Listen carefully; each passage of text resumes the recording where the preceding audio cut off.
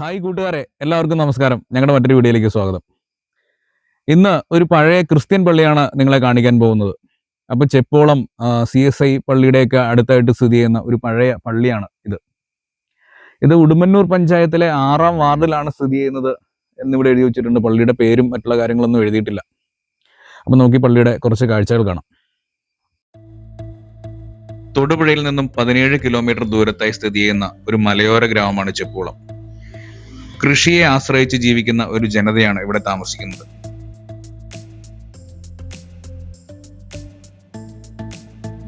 തൊടുപുഴയിൽ നിന്നും മുതലക്കുടം, കരിമണ്ണൂർ, പന്നൂർ, തട്ടക്കുഴ റൂട്ടിൽ സഞ്ചരിച്ച് നമുക്കിവിടെ എത്തിച്ചേരാം. പോകുന്ന വഴികളിലെല്ലാം വിശാലമായ റബ്ബർ തോട്ടങ്ങളാണ് കാണാൻ സാധിക്കുന്നത്.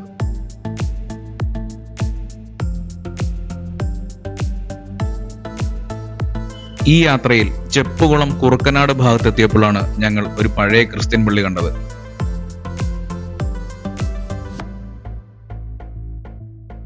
ഇടുക്കി ജില്ലയിൽ ഉടുമ്പന്നൂർ പഞ്ചായത്തിൽ സ്ഥിതി ചെയ്യുന്ന ഒരു പഴയ ക്രിസ്ത്യൻ പള്ളിയാണിത്.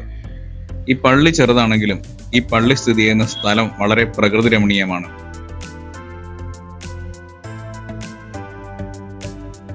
ഇവിടത്തെ തണുപ്പ് നിറഞ്ഞ കാലാവസ്ഥയും നമുക്ക് ഏറെ ഇഷ്ടപ്പെടും.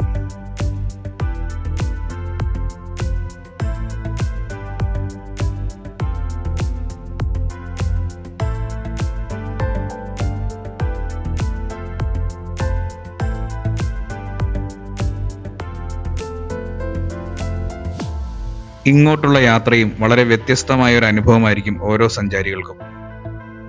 കീഴ്ക്കാന്തൂക്കായ മലനിരകളും തണുപ്പും മൂടൽമഞ്ഞും എല്ലാം ചേർന്ന് ഇടുക്കിയുടെ വശ്യമായ സൗന്ദര്യം മുഴുവൻ ഇവിടെ കാണാൻ സാധിക്കും.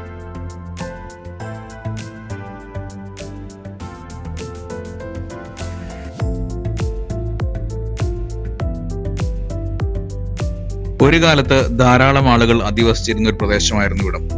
എന്നാൽ മെച്ചപ്പെട്ട ജീവിത സാഹചര്യങ്ങൾ തേടി ഇവിടെ നിന്നും ധാരാളം ആളുകൾ താഴ്വാര പ്രദേശങ്ങളിലേക്ക് താമസം മാറിയിരിക്കുന്നു. പിന്നെ മലയിടിച്ചിലും ഉരുൾപൊട്ടലും എല്ലാം കുടിയിറക്കത്തിന് മറ്റു കാരണങ്ങളായി.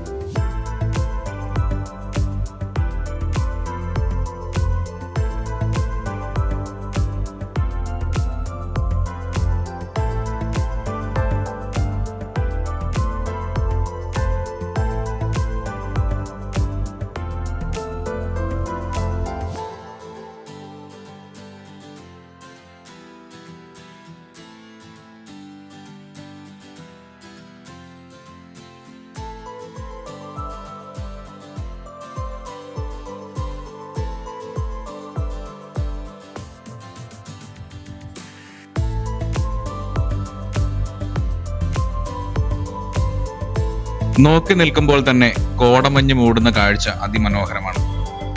ഇവിടെ എത്തുന്നവർക്ക് ഇരികല്ലുമുടി വ്യൂ പോയിന്റും പറമ്പുകാട്ടുമല തുടങ്ങിയ ടൂറിസ്റ്റ് കേന്ദ്രങ്ങളും സന്ദർശിക്കാൻ സാധിക്കും.